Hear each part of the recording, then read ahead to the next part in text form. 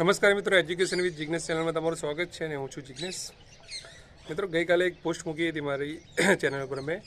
તો ધોરણ 1 થી 5 પર જગ્યા વધારા માટે એક ઉમેદવારે જે નિયામકની કચેરીમાં રજૂઆત કરેલી હતી તેનો નાયબ શિક્ષણ નિયામક દ્વારા એક પત્ર લખીને ઉમેદવારને જવાબ આપવામાં આવ્યો છે.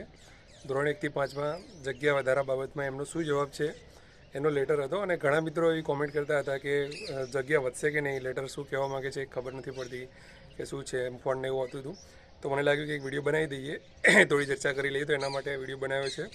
તો વાત કરી લઈએ લેટરની. તો 31/1ના રોજ આ લેટર લખવામાં આવ્યો હતો અને ઠાકોર લખમણજી રજનાજી જોરાવર, રાધનપુર, જિલ્લો પાટણ નામ એ ઉમેદવાર છે અને એમણે રજૂઆત કરેલી હતી અને એમને જવાબ આપવામાં આવ્યો છે પ્રાથમિક શિક્ષણ નિયામકની કચેરી દ્વારા.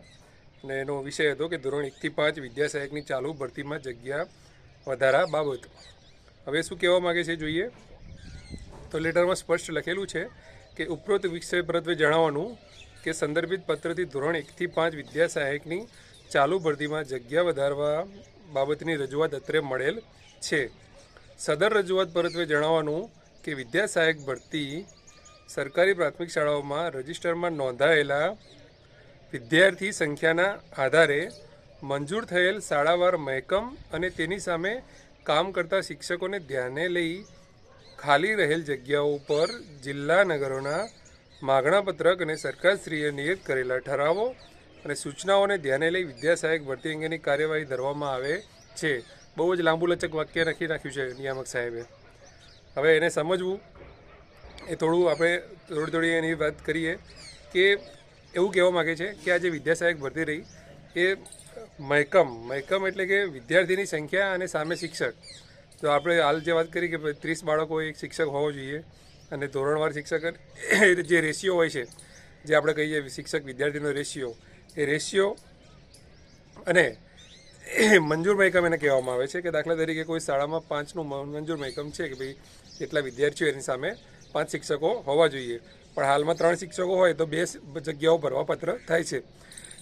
ભરવાપત્ર 2 જગ્યાઓમાંથી સરકારે નિયત કરી છે કે માગણાપત્રક અને સરકારી ઠરાવોમાં, એટલે કે ભલે 2 જગ્યાઓ ભરવાપત્ર તો સહી છે, પણ પાછું જિલ્લા અને નગર એટલે કે જે તે જિલ્લો એને લાગુ પડતો હોય, નગરમાં જે લાગુ પડતું હોય શિક્ષણ સમિતિ, એ લોકો માગણાપત્રક દ્વારા રજૂ કરે ભાઈ આટલી જગ્યાઓ અમારે ભરવાની થાય છે. તો હવે 2માંથી 1 લે છે કે કેટલી લે છે એ પ્રમાણે પછી પાછું કે સરકારના ઠરાવો અને સૂચનાઓ તમારે ધ્યાનમાં રાખવાની હોય છે, એ પ્રમાણે વિદ્યા સહાયક ભરતી હાથ ધરવામાં આવે છે.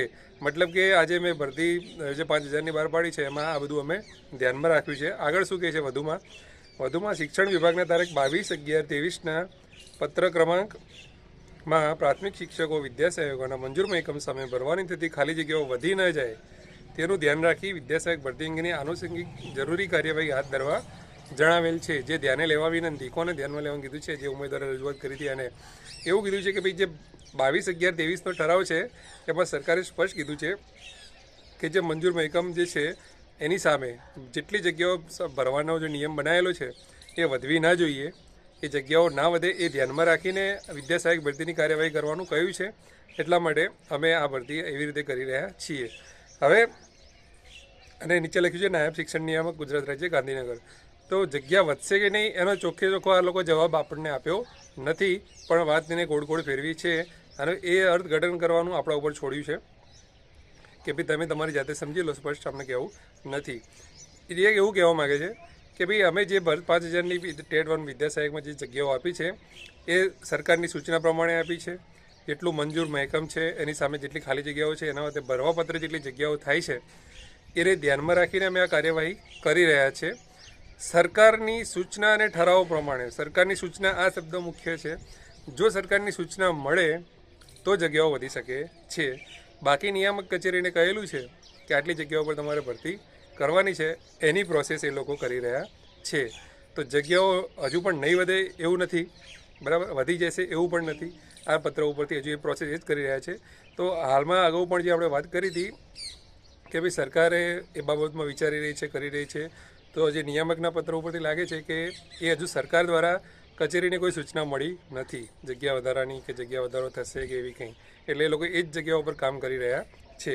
તો હજુ પણ જે લોકો જગ્યા વધારો ઈચ્છતા હોય તો એ એમની સૂચના જે છે એ મતલબ કે સરકાર એમને સૂચના આપશે તો તમારે સરકારમાં એ રજૂઆતો કરશે, સરકારને લાગશે એ રજૂઆત કરશે તો થશે. બાકી મહેકમની વાત કરીએ તો 1 થી 5માં તો જગ્યાઓ ઘણી ખાલી જ છે, એટલે આ જે વાત કરી છે નિયામક સાહેબે એ અમને ઓછી લાગુ પડે છે. હા, તમે 6 થી 8માં જગ્યા વધારાની માગણી કરો તો આ એમની વાત જે છે એ ચોક્કસ લાગુ પડે છે આમાં, કારણ કે 6 થી 8માં હોય કે 9 થી 12માં હોય એ વસ્તુ લાગુ પડે જ છે, કેમ કે ઓલરેડી 50% ઉપર 60%નો નિયમ હોય છે એવો કંઈક, તો એ પ્રમાણે ભરાતું હોય તો પછી એટલી જગ્યાઓ એમને ખાલી રાખવાની હોય છે. પણ 1 થી 5માં તો એવું નથી હોતું લગભગ, કારણ કે જગ્યાઓ ઘણી બધી ખાલી છે અને 5000 છે એટલે થોડી વધી શકે એમ હતી, પણ આ સાહેબે એ પ્રકારનું બહાનું હાથ ધર્યું છે.